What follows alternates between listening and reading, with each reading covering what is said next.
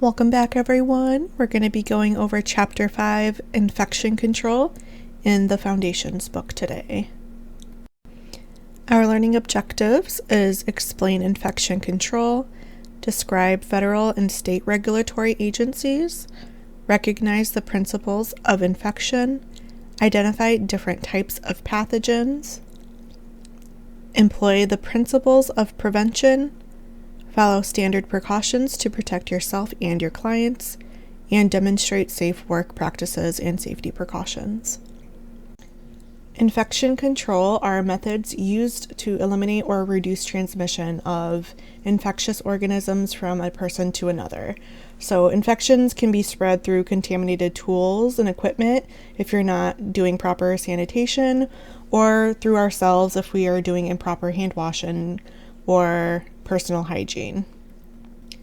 Cleaning is a mechanical process of using soap and water to remove visible dirt, debris, and other germs.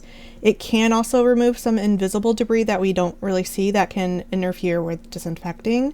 So this is why it's important to try to remove as much as you can with the cleaning so we can properly disinfect. Sanitizing is the chemical process for reducing the number of infectious organisms on clean surfaces to a safe level.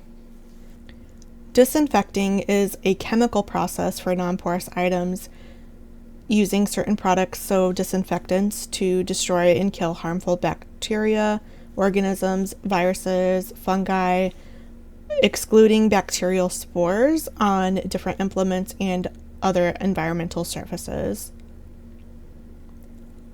Sterilizing is the process that kills all microbial life, including spores, using an autoclave, which is just a high pressure, high heat, and steam tool. We don't have one, and it's not necessary for Illinois to have one for aesthetics.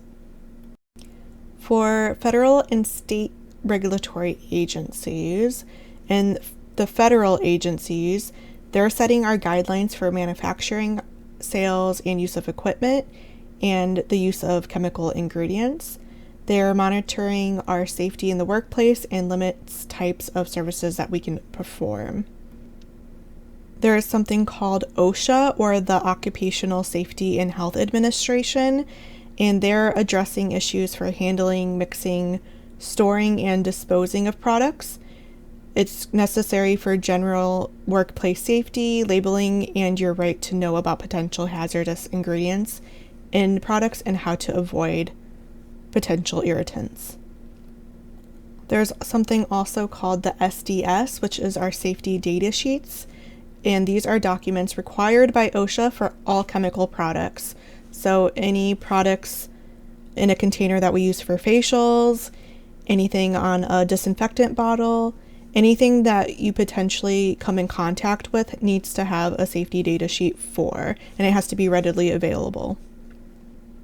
The EPA, or the Environmental Protection Agency, is what registers all different types of disinfectants sold and used in the United States. Disinfectants are chemical products that destroy fungi, viruses, and most bacteria except spores on surfaces. They have to be EPA registered, which just certifies that when they're used correctly, so according to the bottle's instructions, they're effective against the pathogens listed on the label. For state regulatory agencies, there are laws and rules. Laws are statutes that are written by federal and state legislators to determine the scope of practice, so basically what the license allows the license holder to do, and makes the guidelines for regulatory agencies to make rules. Rules and regulations are more specific, so they are applying laws by making specific standards of conduct, and they can be changed or updated frequently. So it's our responsibility to be aware of any changes or rules and regulations to comply with them. Our first question is, what is a disinfectant? I am pretty particular about infection control. I think, well, for one, I'm insane, but also just, I think I would be very embarrassed if someone got sick in my in my space because I didn't disinfect properly or I didn't have proper infection control. Also, just being in a clean space makes me feel more relaxed, and having a clean environment helps build that client's trust that you are taking care to provide a safe and sanitary environment, and that the services provided are going to be clean and sanitary as well. And infection is when germs or disease-causing pathogens like bacteria, viruses, fungi, or other infectious microorganisms enter the body. And infection control is what influences the professional image of you and your establishment. So having a clean and orderly business is going to help build that client's trust that the environment is sanitary and safe to receive services. I don't know, maybe we can discuss this in class, but if you've ever been into an establishment that is not very clean or not very sanitary, after being in the business for so long, and I just have certain expectations that I put on myself, but anywhere that I go, I just see all of the grossness, like even just restaurants, and go into a restaurant bathroom, like I just see dust, I see things on the floor, and it's just something that I didn't think about until I went into aesthetics and kind of gotten drilled into my head. Infection control. Transmission is the process by which pathogens move between individuals and objects. So this is the first step in how we get sick. Direct transmission is the most commonly thought of when we are getting sick. So it involves transmissions of pathogens through touching, kissing, coughing, sneezing, and talking. So direct transmission is typically through person to person. Indirect transmission occurs through contact with a contaminated object where the pathogen resides. So it could be a surface, a counter surface, it could be a facial brush, it could be the facial table, it could be a doorknob. Airborne transmission and respiratory droplets are similar in that the transmission occurs when a pathogen is living in our respiratory tract and it is expelled through coughing, sneezing, or talking. Airborne transmission particles are smaller and hang in the air longer, while respiratory droplets can be more effectively controlled by simply wearing a mask. You should be able to look for specific things and learn how to read the label of any product that you use for disinfecting, because they will have the efficacy claims on them. And at minimum, the disinfectants used in salons, spas, and barbershops should be bactericidal, so capable of destroying bacteria, virucidal, so capable of destroying viruses, and also fungicidal, which are capable of destroying molds and fungi. They should also have the EPA register number. It should also include the mixing and changing instructions on the label. So if a product is a concentrate like our Barbicide, it will have how many ounces to how many ounces of water that need to be added to make it an effective disinfectant. And then also how often you need to change the Barbicide or disinfectant. Also, in general, reading the labels, you want to know how long the disinfectant needs to be on the surface to properly disinfect, how much of the disinfectant you need to use. So a lot of the times, disinfectants need to be saturating the surface. So if you read the label on a Clorox disinfecting wipes, which you might have at home, a lot of the times it will say that the surface needs to be wet for a certain period of time. So it's not something you can just wipe off and then dry right away, because then it's not actually properly disinfecting. Also, reading the labels to make sure if it needs to be diluted or mixed, or if it shouldn't be diluted or mixed. Infectious diseases are caused by pathogenic or harmful organisms that enter the body. So cleaning and disinfecting procedures are designed to prevent the spread of infection and disease. For Prevention 101, these are just some steps that we can take to reduce risk of infection. So eliminating pathogens through proper hand washing, cleaning and disinfection, cleaning and disinfecting tools and equipment after every surface, keeping your skin in contact to reduce portals of entry for bacteria, so using gloves and lotions to help prevent drying out our skin, so preventing cracking in our hands. Being prepared to turn away clients who show signs of illness as well. Personal habits is just making a habit of following the rules for proper cleaning and disinfection, both in your home and at work. So washing our hands, cleaning, and properly disinfecting are just ways that we can help combat the spread of germs and pathogens. Question 2 is something that you should know from class time. It is, what is the contact time for barbicide? When a disease is capable of being spread from one person to another, it is said to be a contagious disease or a communicable disease. Some diseases that you might come across in the beauty industry would be the common cold, ringworm, conjunctivitis or pink eye, and viral infections. These infections are most often spread through dirty hands, especially right under the fingernails and the webs between the fingers, which is why hand washing is so important. When it comes to preventing the spread of infectious diseases, we have to know the 5 types of potentially harmful organisms. So these are going to be our bacteria, viruses, fungi, parasites, and biofilms. Contamination is the presence of potentially infectious materials, so blood and other bodily fluids, on an item's surface, or it's also visible debris like dust, hair, and skin particles.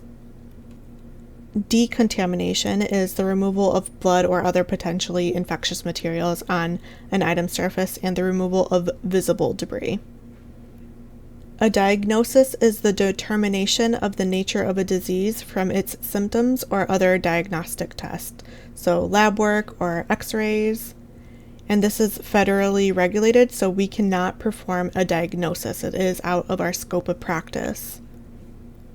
Germs is a non-scientific way of saying disease-producing organisms, so when I say germs, we really mean pathogens. Occupational diseases are illnesses resulting from conditions associated with employment. So this is repeated exposure to certain products or ingredients. So for example, hairstylists might get contact dermatitis from using color or bleach without gloves. And this is also why we should be using gloves while using our cleaning and disinfecting chemicals to prevent contact dermatitis, or also in general on facials. Parasitic diseases are caused by parasites like lice or mites. Pathogenic disease is just a broad term, so it's just disease produced by organisms like bacteria, viruses, fungi, or parasites. Toxins are various poisonous substances. Bacteria are single-celled microorganisms that have both plant and animal characteristics, and they can exist almost anywhere. Microorganisms are any organisms of microscopic or submicroscopic size. So bacteria is a microorganism because you have to use a microscope to see it. There are 2 types of bacteria. We have non-pathogenic bacteria, which are most bacteria. They are friendly, harmless, and they don't cause diseases, and they are safe to come in contact with. They make yogurt, they make cheese, and some medicines. There's some in our digestive tract that help break down food and protect against infection and stimulate the immune system.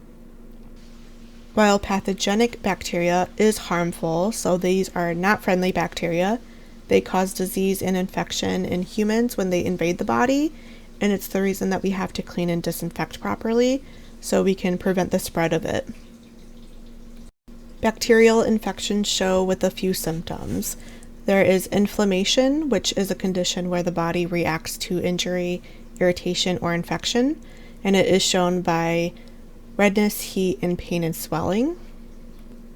Pus, which is a fluid containing white blood cells, and it's the byproduct of the infection, so it's just the sign that there is a bacterial infection. Local infections, so pimple or abscesses, are infections that are confined to a certain area or part of the body, while a systemic infection is an infection where the pathogen has spread throughout the whole body, so through the whole system. If you have a fever, that is a sign that there is a systemic infection. Some bacterial infections that we should know are Staphylococci, which is a staph infection. It's one of the most common bacteria that affects humans, and it's found in our environment. It's mostly spread through skin-to-skin contact, pedicure bowls, and unclean tools. Staph infections are responsible for food poisoning and a different range of diseases like toxic shock syndrome and some flesh-eating diseases. Kind of gross. MRSA is methicillin-resistant Staphylococcus aureus. It is highly resistant to antibiotics, and it appears as a skin infection resulting in pimples, rashes, or boils that can be difficult to cure. And without proper treatment, infection can be systemic and can even lead to death. Mycobacterium is just a name for a large family of bacteria found in soil and water, and it's responsible for tuberculosis. A virus is a submicroscopic particle that infects and resides in the cells of biological organisms. It could be measles, mumps, chickenpox, smallpox, rabies, hepatitis, influenza, HIV, or the common cold. A virus lives and reproduces by taking over other cells and becoming a part of them, while bacteria live and reproduce on their own. Viruses are harder to kill without harming the host cells, which is why they're so scary. For prevention, since we can't cure some viruses, we can prevent them by contracting them and spreading them with vaccinations. Also, hand washing and disinfecting is the best defense. Incubation is just the period of time it takes for symptoms to develop after getting infected from a virus. So you could show symptoms 10 to 14 days for most viruses. Some can be shown months after or years after. And it's also good to remember that you can still be contagious before the symptoms show. Containment is just being contained, so being at home until your symptoms resolve and you're no longer contagious. Human papillomavirus, or HPV, and herpes simplex virus, or HSV, are highly contagious viruses and are often thought to be sexually transmitted through skin-to-skin contact, but they can also be contracted indirectly, like through a wax pot or through a wax stick that's been double dipped. Bloodborne pathogens are disease-causing microorganisms that are carried in the body by the blood or other bodily fluids. Hepatitis is a bloodborne virus that causes disease and can damage the liver, causing inflammation. So hep means liver, and itis means inflammation in hepatitis. So that's how we know hepatitis means inflammation of the liver. Human immunodeficiency virus, or HIV, causes acquired immunodeficiency syndrome, or AIDS. HIV is transmitted from a person to another person through blood. Someone can be asymptomatic and have HIV, not be tested, and not know that they can infect others, so that's why it's so scary. AIDS is also a disease that breaks down the body's immune system. Fungi are just single-celled organisms that grow in irregular masses, so these would include our molds, our mildews, and our yeasts. Mildew is fungus that affects plants or grows on inanimate objects, but it does not cause human infections. Ringworm is Tinea, and this is just a fungal infection. Tinea barbae and Tinea capitis is just according to where the fungal infection occurs. So Tinea barbae is barber's itch, and it's infection of the face or nape of the neck. Tinea capitis is on the scalp or the head. Parasites are organisms that grow, feed, and shelter on or inside another organism, which would be the host, while contributing nothing to the survival of that organism. So you can think of this as your ex-boyfriend. They live and give you nothing. They just live, mooch off of you, and contribute nothing. They can live on or in humans and animals. They can also be found in food, on plants and trees, or in water. They can be external, which would be lice or ticks, or internal, which would be worms. Head lice is called pediculosis capitis, and scabies are a contagious skin disease caused by the itch mite that burrows underneath the skin. Biofilm is colonies of microorganisms that adhere to the environmental surfaces on the human body, and they secrete a sticky coating that binds them together. Typically, they're not going to be visible until they grow very large. So dental plaque is a visible biofilm. Algae colonies on ponds are a biofilm, and slime and drains are also biofilms. If you notice biofilms on a sink or around a sink, that just means that you're not cleaning much or cleaning well enough, because you're not going to be able to see them until they grow very large. So that just means that you have to clean more often or disinfect more often. Our third question is, what are the 5 types of pathogens? When it comes to our sanitation, there's 2 steps that we have to do. Step 1 is cleaning, and then step 2 is disinfecting with the EPA registered disinfectant. And in Illinois, that is all that is mandated, so that is all that we have to do. Alternatively, we can use sterilization with an autoclave, which is a piece of equipment that uses high heat and pressure to kill all microbial life that includes spores. Items still have to be cleaned before you use an autoclave, and these are going to be more common in hospitals. You could use it if you wanted, but they are expensive and they have to be tested and maintained.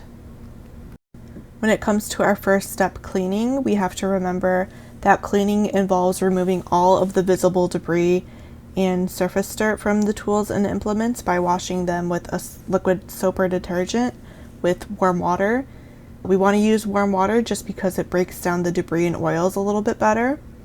You can use a clean disinfected brush to scrub any of the grooved or hinged portions on the item.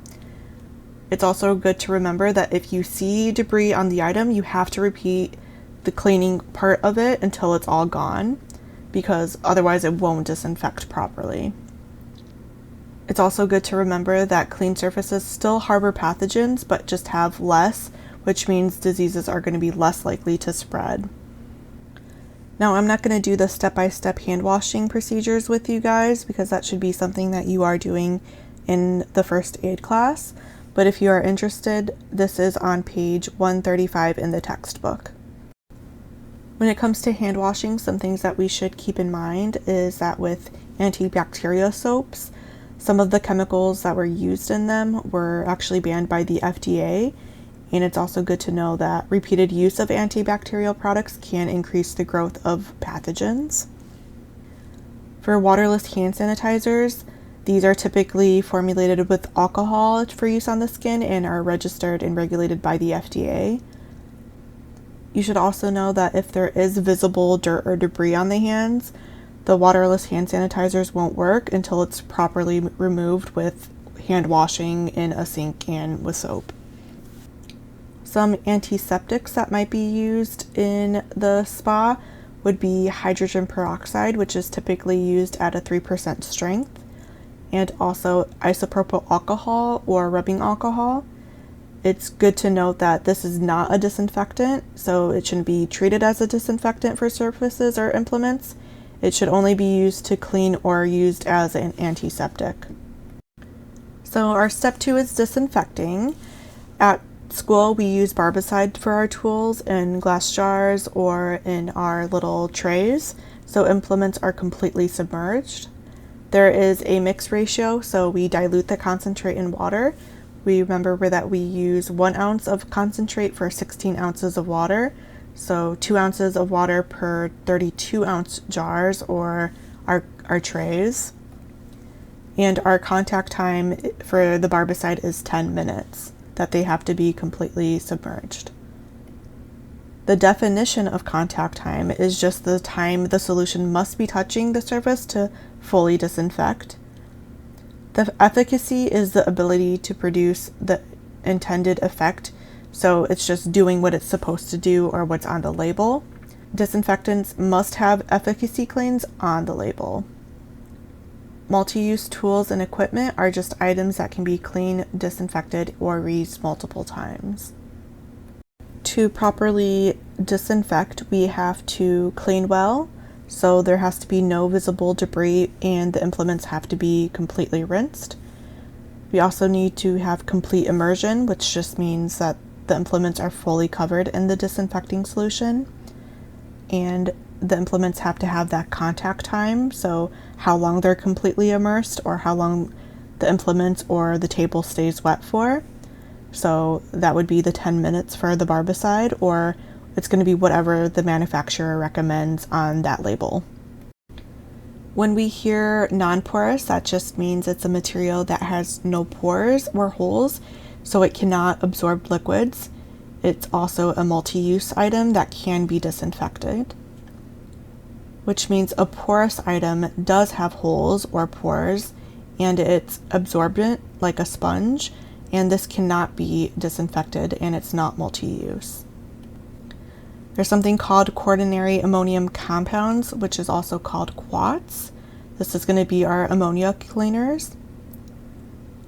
Tuberculoside disinfectants are disinfectants that kill bacteria that causes tuberculosis, and this is going to be used typically in hospitals. An example of a tuberculoside disinfectant is a phenolitic disinfectant. It's a form of formaldehyde and it's powerful, but it can be damaging to the skin, eyes, and it can also be damaging to the environment. It can also damage rubber and plastic. Another type of disinfectant is bleach. Bleach is corrosive, which just means that it damages metals and plastics, and it can also cause skin and eye irritation, so it's not typically recommended to use. Also because it's irritating to the lungs and you would want to use it in a well-ventilated area if you're going to use it, and also just being careful about inhaling the fumes. But if you were to use it, you would mix 1 part bleach to 10 parts water, so having a 10% solution. It also needs to be remade every 24 hours or when the solution has been contaminated. And then you would also want to avoid heat and light with it. When it comes to disinfectant safety tips, we want to always keep safety data sheets on hand, wear gloves and glasses, avoid skin and eye contact, pour disinfectant into water, use tongs, gloves, or a draining basket, keep disinfectants out of reach of children, and follow the instructions on the label. We would also want to remember to disinfect only clean, hard, non-porous surfaces.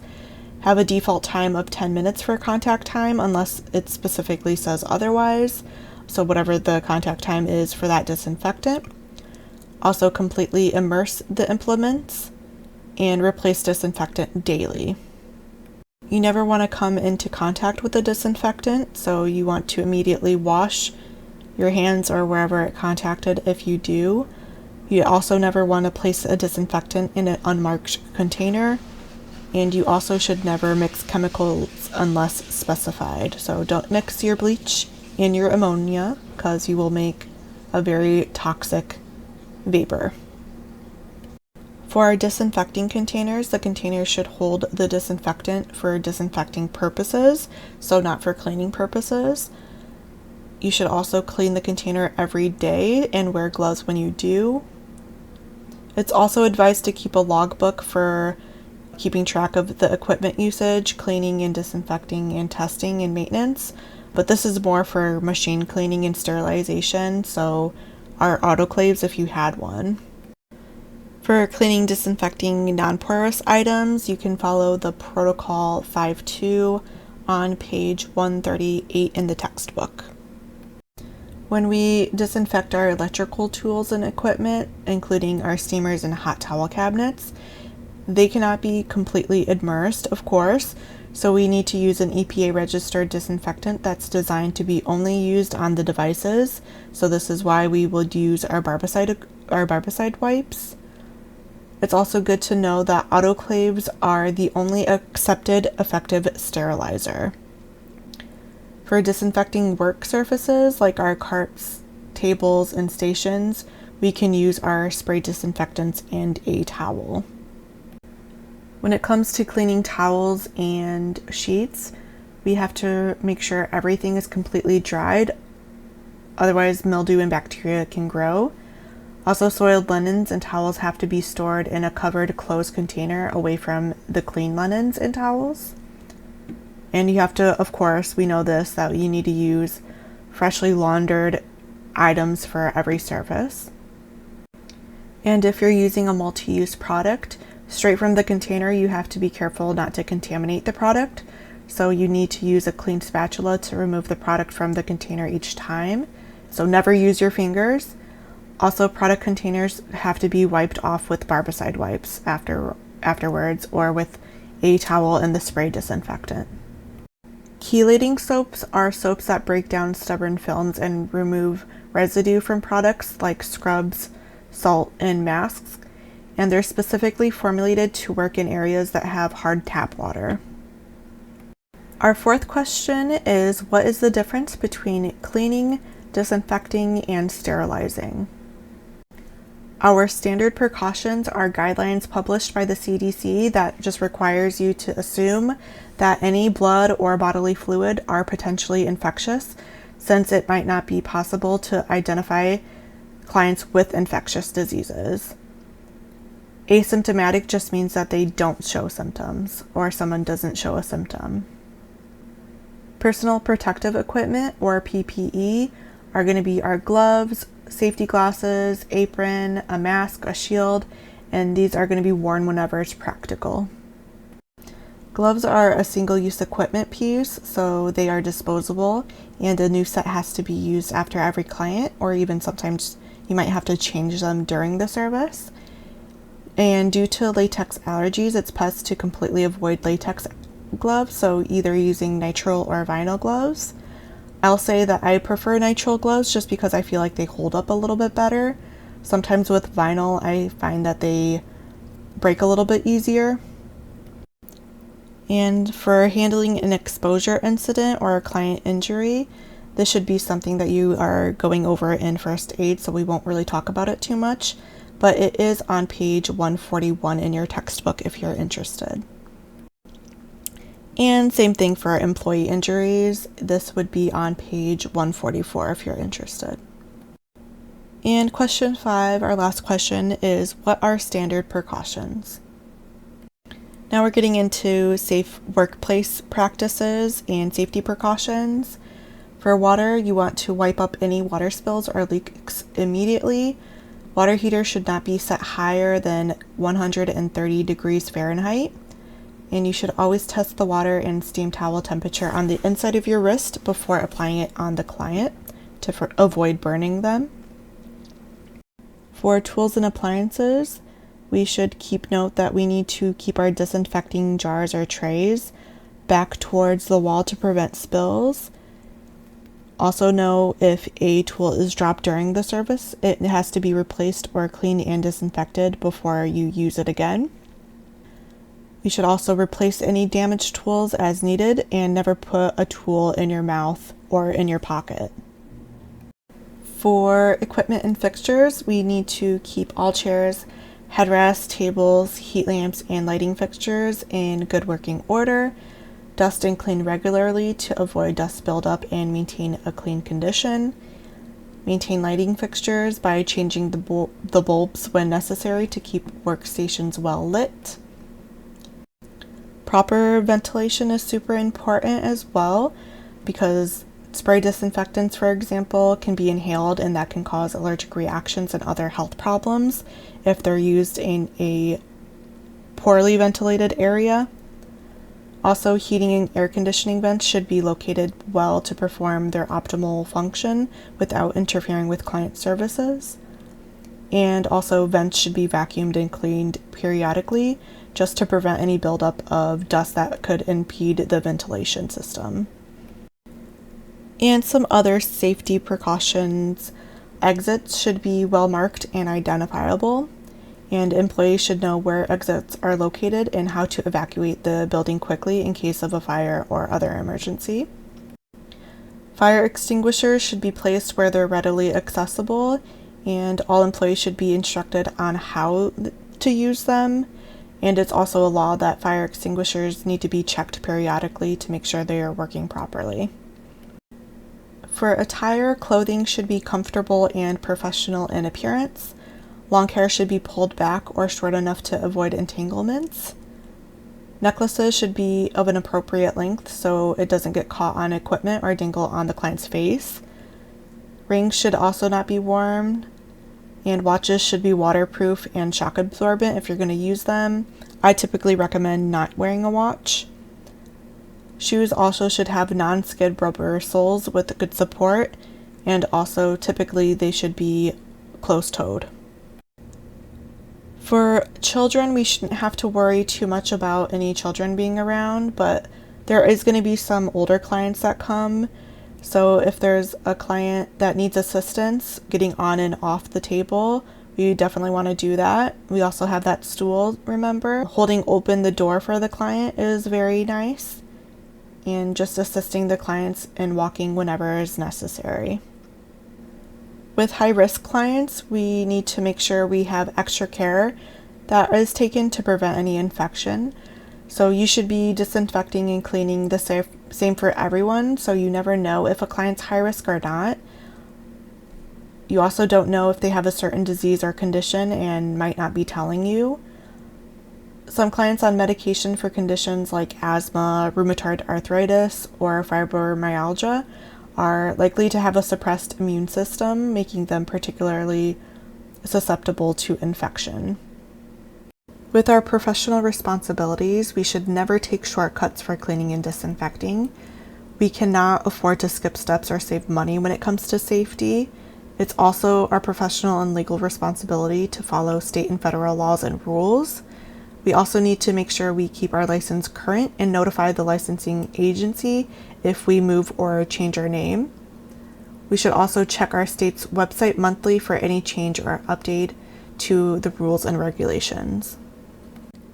We should also be aware of our environment so we can identify and eliminate potential hazards so we can keep our spa safe for us and our client. We should be prepared for emergencies. So every spa should have an employee and clientele emergency information available.